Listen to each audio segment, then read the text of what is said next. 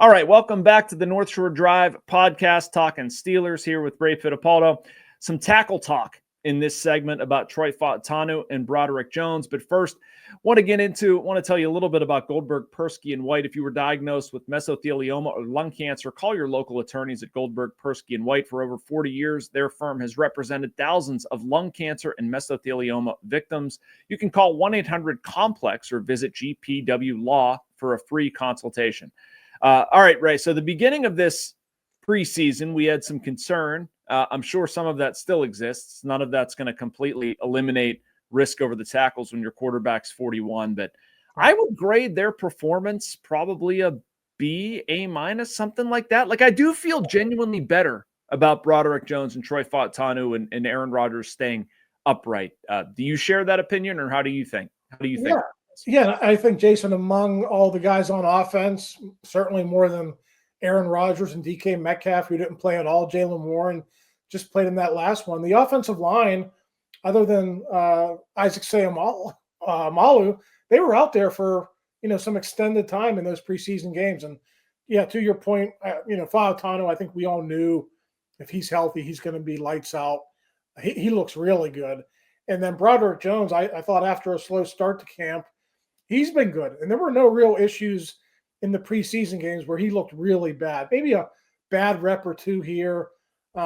He's not going to be perfect. I don't know that he's ever going to live up to being a number 14 overall pick. But for the first time, Jason, it almost feels like, okay, we can at least have a serviceable left tackle. And that's, really been an upgrade over what they've had the last couple of seasons. Well, it's going to be a key part of the season as a whole, Ray, but certainly getting off to a fast start, what they do against the Jets. Did want to tell you, as far as that is concerned, the Steelers are a 3-point favorite, by the way. I think that's about what I would expect at this point. They're minus 148 on the money line. The over-under is 37.5. Those are courtesy of sportsbook.fanduel.com. You can check out more at FanDuel. But they're going to face tough challenges all season. Let me put it this way. I am encouraged by the pass protection. I'm a little bit concerned or not as confident about the running game. Yeah.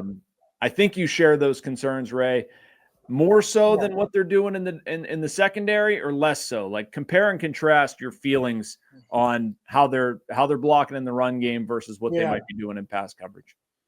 Yeah, I mean, that's an interesting – I think probably more talent in the secondary, but all those pieces have to come together. And I think it's similar with the offensive line. It's, in the secondary, you have older talent with Slay and Ramsey and Elliott and those guys. And, here with the offensive line, you have all these young draft picks who have to come together and form as one unit. So, 2 points about the run game.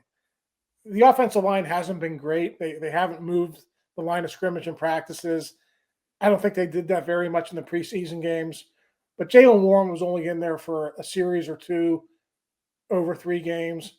The starting tight ends, I think Freiermuth and Jonnu Smith didn't play until the last preseason game. Smith didn't even play at all in the last preseason game. It was just Pat Freiermuth. So when you don't have core pieces to your run game, I think that affects it. So I'm willing to give them the benefit of the doubt, but if they do get off to a slow start, I think a lot of people are going to say, I told you so. Yeah, no doubt. And I'm curious to see what we get out of the running backs as well. I know blocking it up is certainly important, but what version of Caleb Johnson do we get? How much is he used? I don't have any concern about Jalen Warren. I don't expect him to look the way he did against the Panthers.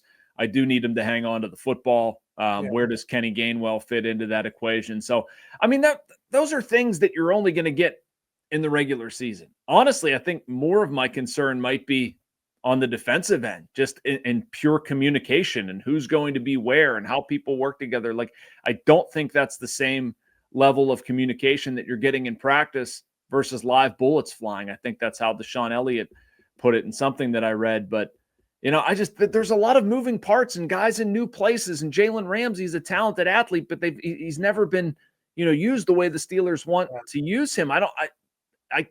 You would have to think there's going to be a communication issue there somewhere. Jason, they have grand ideas, and I think you were up at camp enough to know that Mike Tomlin is bullish on this defense. I don't know if little he's bit. ever has he. I've never seen him as confident in a unit as he was during this training camp. I mean, he thinks they're going to be. I don't want to say an all-time defense, but he thinks he's going to have his best defense. I think since the 2019 season, when they were, I think, third in the league in scoring, top 5 in total yards. Do you Ray, do you think that's genuine, or do you think they're trying to like do something psychologically there? No, I think it's genuine. He loves the fact that he can man up on the outside. He thinks Jalen Ramsey can still play. He thinks Slay and Porter are going to be good in their roles, and I think that's part of it, right? Like they haven't had a shutdown guy like Jalen Ramsey. Slay might be older, but he could still cover a number 2 or a number 3. Yeah. Joey Porter, at this point, year 3, Joey Porter better be able to cover a number 2 and do well at that. So it's all about slotting. Maybe Joey Porter wasn't ready to be a shutdown number 1 guy, but as a number 2, maybe he'll be okay. And Slay as a number 3, and you got Eccles, who they really like. They think Brandon Eccles had an outstanding camp. And looking back, Jason, what we talked about last segment, really good idea to go out and get somebody if Corey Trice couldn't stay healthy. And they think Eccles can play outside, he could play inside. So, there's a lot of questions about the secondary, but Tomlin really thinks they're going to be good. So at this point, I guess we take his word for it, and then we'll judge them as they go. Week 1's going to be huge. Familiar quarterback in Justin Fields. Some good players on the other side like Garrett Wilson. So it's going to be a challenge.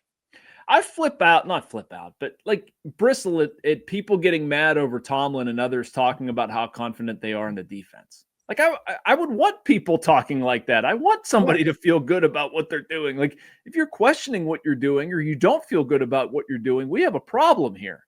I just wonder, like they're all talking like that, and it almost feels out of character for Tomlin to anoint a group like that he hasn't seen, and some other veterans that you'd think that maybe shush it, but like, okay, we're gonna sign all these checks and make sure that they cash and hold each other accountable.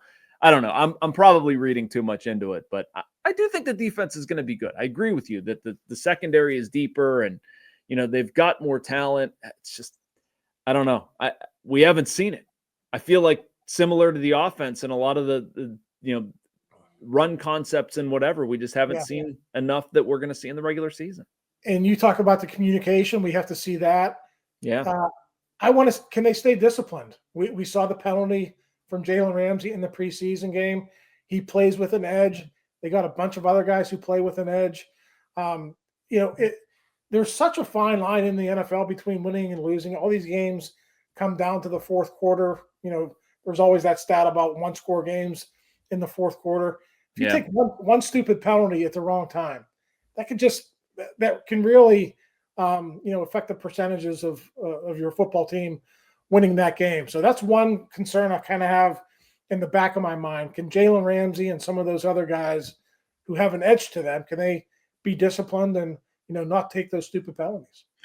Is Cam Heyward going to be in the lineup week 1, Ray? Is that a concern that you have?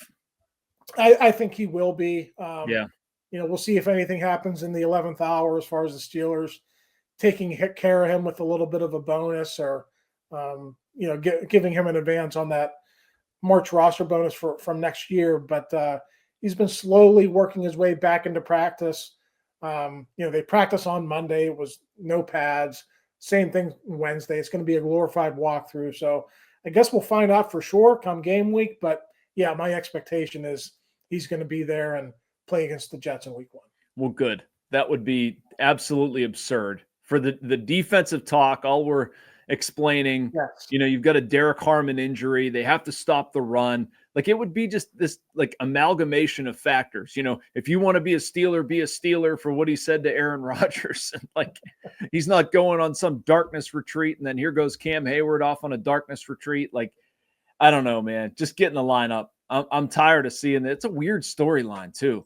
Like Boswell, I don't think he's talked since, just randomly coming back in a preseason game. He's probably not going to talk, knowing Boswell.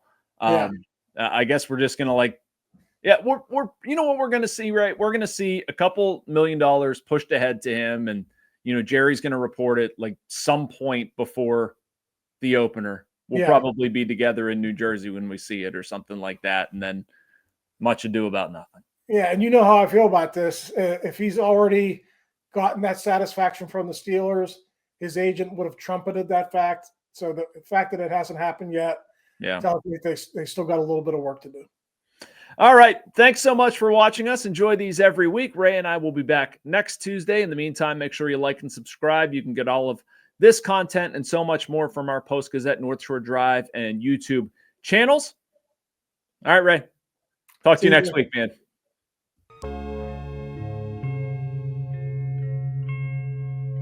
Thank you for checking out this content from Post-Gazette Sports. If you watch this video on YouTube, please like the video and subscribe to our channel. For all of the sports coverage the Post-Gazette has to offer, visit post-gazette.com.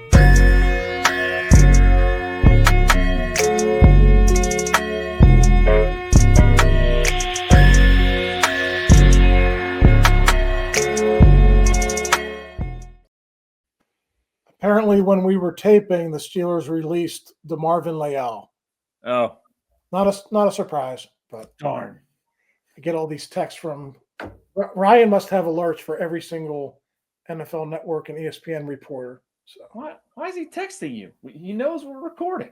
Yeah. Oh, well, he's got it's like a group one with Dulac and okay. All right. Everyone else too. So all right. Well. All right. Thanks, Jason. See you, Ray. All right.